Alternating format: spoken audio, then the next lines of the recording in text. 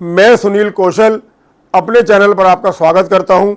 आज हम बात करेंगे यूक्रेन और रशिया के बीच में जो युद्ध चल रहा है उसको लेकर सीज फायर करवाने की जो कोशिश ट्रंप और बाकी लोगों के द्वारा की जा रही है उस विषय पर। राष्ट्रपति ट्रंप और राष्ट्रपति पुतिन के बीच में एक मीटिंग पिछले 15 अगस्त को अलास्का के बीच में हुई, जहां पर इन दोनों ने काफ़ी विचार विमर्श किया, लेकिन ये सीज फायर को लेकर किसी निश्चित नतीजे पर पहुंच नहीं पाए। हाँ, अलबत्ता राष्ट्रपति ट्रंप ने वहां पर B-2 बम्बर उड़ाकर राष्ट्रपति पुतिन को प्रभावित करने की एक नाकाम कोशिश की। और रशिया के साथ सीज फायर कराना इतना आसान भी नहीं है, क्योंकि यूक्रेन के राष्ट्रपति जेलेंस्की को बिना बैठाए किसी भी नतीजे पर पहुंच पाना एकदम असंभव सा होगा। और रशिया ने $500 मिलियन प्रतिदिन इस युद्ध पर खर्च किया है, यानी कि एक बहुत बड़ा खर्चा रशिया का इस युद्ध पर हो चुका है। लेकिन रशिया ने यूक्रेन के 20% ईस्टर्न भाग पर कब्जा कर लिया है। ये वही जमीन का भाग है जहां पर बहुत बड़ी मात्रा में कोयला, लिथियम, गैस और खनिज का बहुत बड़ा भंडार है। और जो ये खरबों रुपए का भंडार जिस पर रशिया ने कब्जा किया है, आपको क्या लगता है कि वो यूक्रेन को यूं ही वापस कर देगा? ये बिल्कुल भी संभव नहीं है। पहले वो अपने युद्ध में हुए नुकसान की इससे भरपाई करेगा, उसके बाद आगे की कोई बात करेगा। हालांकि राष्ट्रपति पुतिन और राष्ट्रपति ट्रंप की मीटिंग का भारत को एक बहुत बड़ा फायदा ये हुआ कि राष्ट्रपति पुतिन ने ये बात राष्ट्रपति ट्रंप को समझाई कि जो 25% एक्स्ट्रा टैरिफ आपने भारत के ऊपर लगाया है ऑयल की बात को लेकर, वो जस्टिफाई नहीं है।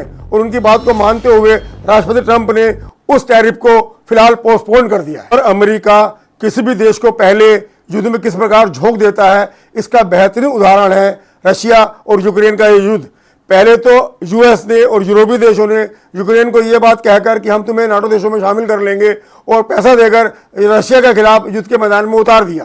पहले तो इसी पैसों के दम पर यूक्रेन ने रशिया के खिलाफ बहुत भयंकर युद्ध किया, लेकिन उसके बाद यूएस और यूरोप ने पैसों की मदद करनी यूक्रेन को बंद कर दी। और अब राष्ट्रपति ट्रंप लगातार जेलेंस्की पर यह दबाव बना रहे हैं कि वो सीज फायर के लिए राजी हो जाएं और नाटो देशों में शामिल होने का ख्वाब देखना बंद कर दे। और जब यूक्रेन को पैसों की मदद मिलनी बंद हो गई तो रशिया ने उसकी इसी कमजोरी का फायदा उठाते हुए यूक्रेन के 20% भाग पर कब्जा कर लिया और अपने युद्ध में हुए नुकसान की भरपाई को करने का इंतजाम कर। तो अब सवाल यह उठता है कि आखिर अमेरिका को क्या हासिल हुआ इस युद्ध के अंदर? तो उसका जवाब यह है कि यूक्रेन का जो 80% भाग अभी यूक्रेन के कब्जे में है और वो लगभग खंडर में तब्दील हो चुका है, उसको रिकंस्ट्रक्शन करने के नाम पर अमेरिका वहां पर अपनी सारी कंपनियों को उतार देगा और वहां पर जितना भी फायदा होगा वो सारा वहां से अपने घाटे को पूरा कर लेगा। और यही तरीका अमेरिका ने बांग्लादेश और पाकिस्तान में अपनाया और यही तरीका उसने यूक्रेन में अपनाया और इसी तरीके से वो भारत के साथ भी ऐसा ही करना चाहता है।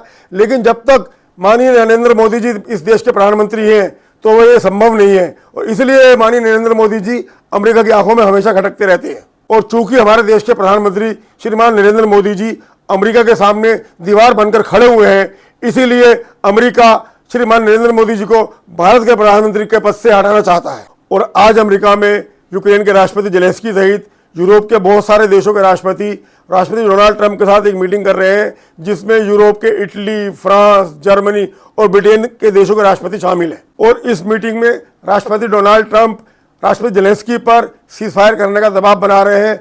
देखते हैं कि आज की मीटिंग में वो राष्ट्रपति जेलेंस्की और यूरोपीय देशों को किस प्रकार से सीज फायर के लिए राजी कर पाते हैं। लेकिन एक बात तो तय है कि इस सारे युद्ध में, इस सारे कांड में यूक्रेन और जेलेंस्की को अमेरिका के द्वारा बलि का बकरा बना दिया गया है। और मेरा अपना ये मत है कि ट्रंप नाम के बालक को एक बार नोबेल पुरस्कार का झुंझुना देकर देख लिया जाए। शायद ये झुंझुना पाकर ये बालक खुश हो जाए और दुनिया के लिए कुछ अच्छा कर सके और अच्छा सोच सके। और हमारे देश को इस चालबाज देश की चालबाजियों से सतर्क रहना है और पैसे और पावर के भूखे इस देश की किसी बात पर भरोसा करना हमारे देश के लिए खतरनाक साबित हो सकता है। और ऐसी ही खबरों के सटीक विश्लेषण के लिए आप मेरे इस वीडियो को लाइक करें, शेयर करें और मेरे चैनल को सब्सक्राइब करें। जय हिंद, जय भारत।